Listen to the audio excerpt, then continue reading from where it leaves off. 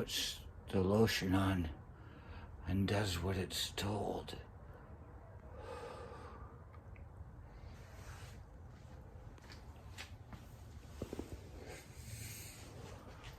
Let's talk about synchronicity. Just a little bit. I'm not talking about the Police song Synchronicity. I heard that come on the radio the one day. And I said, you know what? I really need to listen to this. And I listened to the whole damn song all the way through, which is hard for me to do when I don't like something. Like pop music talk about. However, I will read a book all the way through. It takes a lot to get me to stop that because I looked at it the same way. There's got to be something good in that story that I can take from it. And there's like only one book I've ever read in my entire life that had nothing to offer. And that was the one I dreamed about. There it is.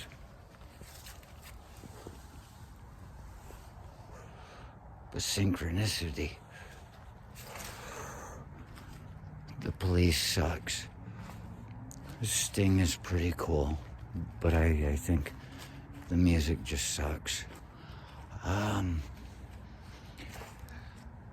Synchronicity is best described as taking a deeper step beyond consequence. Consequence is the thing they like to talk about. Consequence. There are just so many weird consequences that happen.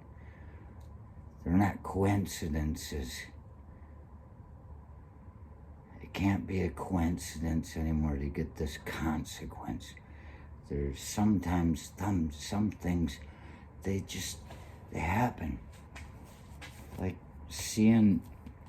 honing things that you're noticing and seeing a guy by a bicycle tying his shoe on the side of the road and saying, Danny, the guy that used to be your neighbor, and you've been seeing it long enough now, you've already started honing it.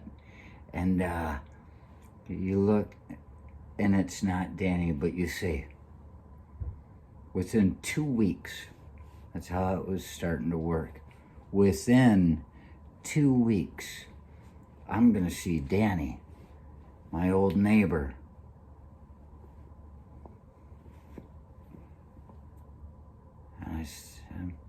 And I walked down to the store and bought my food shirtless. I used to go into the stores shirtless in California, in San Jose. I couldn't believe they would just let me walk around without a shirt on. But even the freedom felt weird. And I'd come out with my stuff, and look, and there's this laundromat there. I'm like, it's Danny. Hey, Judas, it's Danny. I just saw him down the block, but it wasn't him. As soon as I looked at that guy closely, I realized that's not him. I mean, as soon as I looked at him again. But I saw Danny, and I called him. I called it out. I'm going to see this fucker. And there I was. I saw Danny. And he told me his life story since last time we saw him and everything like that. And you take somebody like Jung, C.G. Jung, student of Freud. Freud did not like that Jung had different ideas. Carl Gustav didn't like he had different ideas. Two philosophers that think they're the only right one, or just one that thinks he's the only right one. Jung seemed to do all right all through his life. He's just not known so much about because he wasn't having parties and doing coke.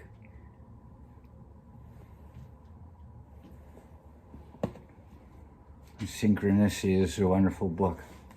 I picked it up, and you know, it does talk about how there's a rhythm, there's time. And I do believe the days I'm late, like the one day I stopped to watch the airplane fly over me as I was riding my bicycle out to work with maniacs. I was already running late. I said, screw it, I'll just stop, because the plane was coming. And I got off the bike right there at the edge of the Otsego County Airport, you know, by Van Tile Road, and I was standing there where the landing strip is and just watched this fucker go over me, and I, you know, give him something to look at. But just, I was like, yeah. Smoke my cigarette and finish my way to work, come up, put the bike by the damn side of the building, and there's Nurse Ratched talking out her window. She said, Judas, you're late. And I looked at her and I said, yeah, I know. That's why I didn't hurry. And I walked in. There's something that can be said about running a little bit late. You see pretty cool things and you get to dehumanize pricks. Isn't it great? I usually keep notes in books I read. This one I didn't write a word in. There is a little post-it note. There's something here. So I'm going to read it. Hope you have the patience. I'm going to have to light a cigarette or open a beer, one or the other. Both in due time. You're late. I know. That's why I wasn't in any hurry. This is where they really get the question. Better late than never. Told you I was going to have to light a cigarette. Carl Gustav Jung talked about symbolism, and he big into dreams, archetypal stuff. Before I ever read anything you did, and ever since. I have dreams that are just down there in the basement, man. Dust covered and skulls chattering and speaking. Yeah. I'm gonna poke you in the eye.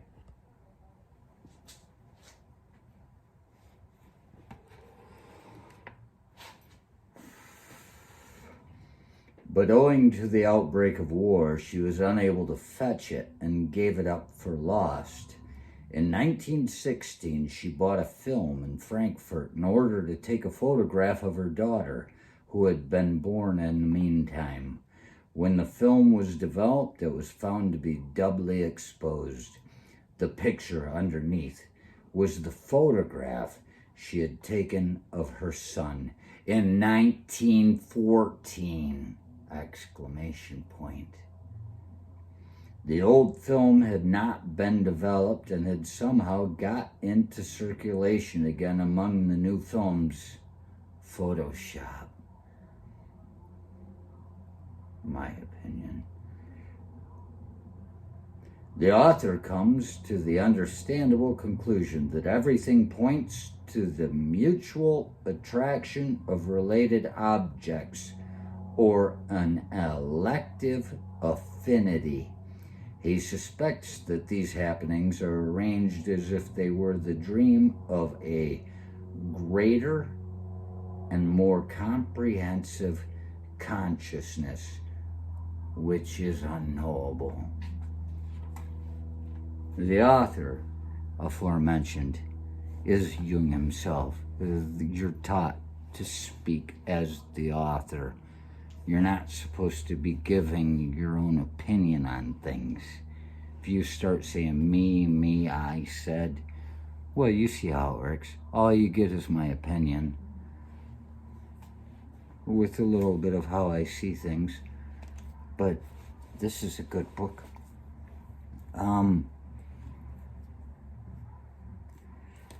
Yeah, and he speaks of God, but